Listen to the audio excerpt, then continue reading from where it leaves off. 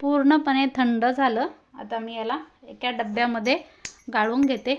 चहाची चाळणी आहे, आता ह्या चाळणीनं मी गाळते। बघू शकता तुम्ही।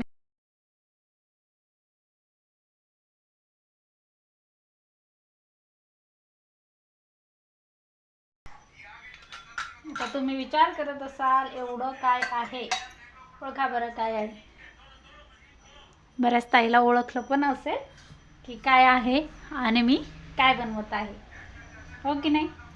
चला तर सांगते मी तुम्हाला मी काय बनवते। तर हे आहे दही। मी दह्याचा आज ताक बनवून तुम्हाला घरचं तूप बनवून दाखवणार आहे। घरच्या घरी गाईच्या दह्याचं तूप कसं बनवायचं चला तर पाहू। आता माझी साय आहे, 9-10 दिवस झाले मी साय ही पूर्ण साठवून ठेवली। आता याचं मी दही बनवते आणि दह्याचं तूप बनवते, ताक बनवून। चला तर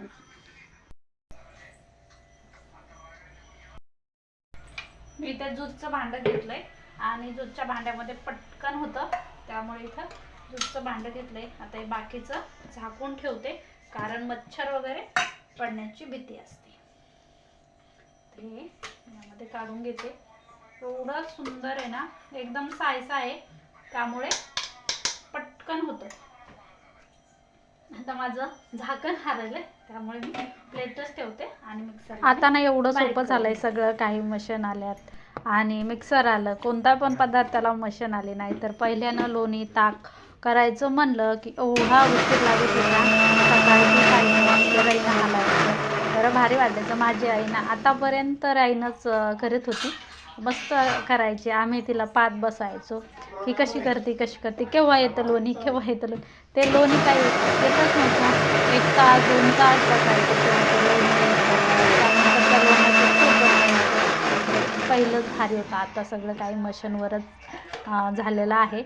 तर इथे मी इतकं पटकन होतं ना, थोडंसं मिक्सरला फिरवलं की लगेच लोण्याचा गोळा येतो। पाहू शकता इथे केवढा मोठा लोणी एकीकडं आणि ताक एकीकडं। आता लोणी येण्यासाठी मेन म्हणजे साय छान पाहिजे। जर साय तुमची छान लालसर दूध तापलेलं साय असेल तर लोणी पटकन येतं। जर नुसतं दूध टाकलं तर साय लोणी येतच नाही। माझ्यासोबत पण असं बऱ्याच वेळा झालं होतं, माहीत नव्हतं तर। आता हे पूर्ण मी ताक करून घेतलंय। आता एकदम थंड पाणी यामध्ये घालते आणि 10-15 दिवसाचं साया असल्यामुळे लोणी पण भरपूर आलं, तर पाहू शकता तुम्ही। आता मी काढून घेते। एवढं थंड पाणी आहे आणि संध्याकाळच्या वेळी मी करते, कारण सकाळी एवढी धूम असते तर अजिबात वेळच भेटत नाही शेतात जायचं, हे करायचं ते करायचं। आता एका पातेल्यामध्ये इकडं मी थंड पाणी पण घेतलं। आता ते पूर्ण एकत्र गोळा करायचं म्हणलं ना होणार नाही, कारण मोठा आहे आणि पातेलं माझं छोटं झालंय। तर छोटं ओली काढून घेते मी। हे पहा,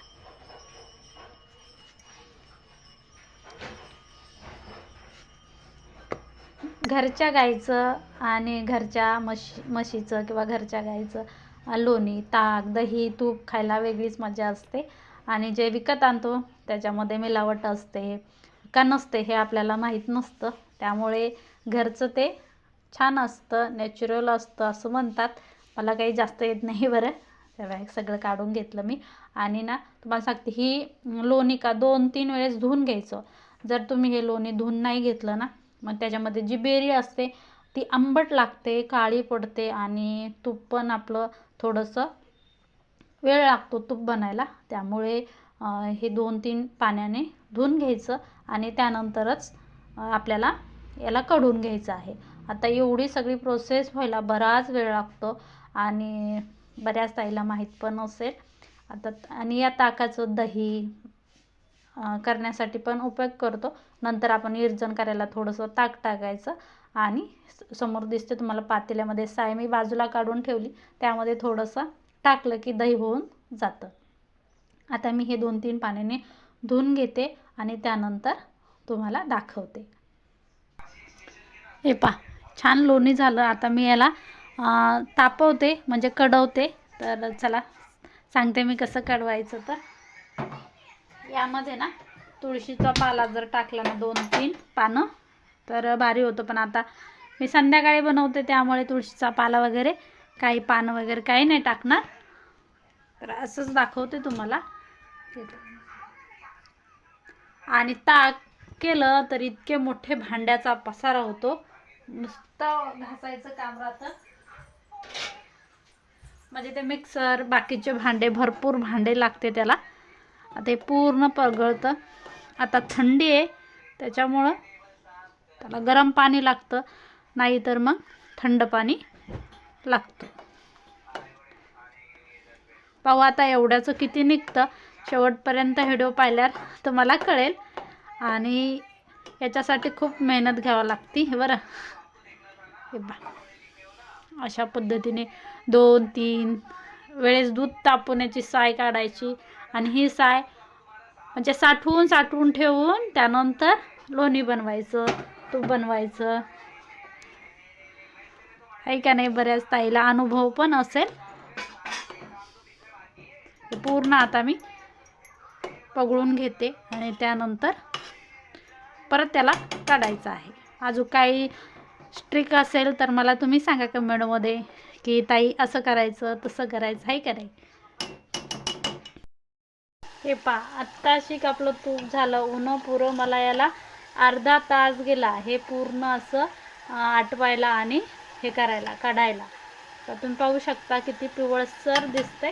हे बंद करते नाही तर जास्त त्याला बेरी येईल. आणि थंड झाल्याच्या नंतर मी तुम्हाला दाखवते त्याला. एवढं भारी झालंय, पूर्णपणे थंड झालं. आता मी याला एका डब्यामध्ये गाळून घेते. चहाची चाळणी आहे, आता ह्या चाळणीनं मी गाळते. बघू शकता तुम्ही, बेरी एकीकडे झाली आणि तूप एकीकडे झालं. एकदम सुंदर आणि इतका छान सुगंध येतो ना. तर तुम्ही पण अशा पद्धतीने घरी नक्कीच करून पहा. करीत असेल बरेच ताई, असं नाही.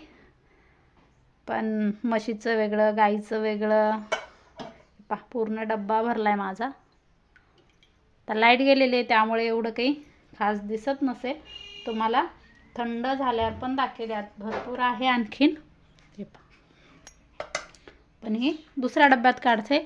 आणि ही बेरी ना साखर टाकायची त्यात, चपाती चुरून साखर, मस्त छान लागतो मलिदा. कोणी कोणी खाल्ला आहे मला कमेंटमध्ये नक्कीच सांगा बरं. चला हे मस्त आपलं एवढा डब्बा भरला, किती छान झालंय बघा, मस्त आहे का नाही?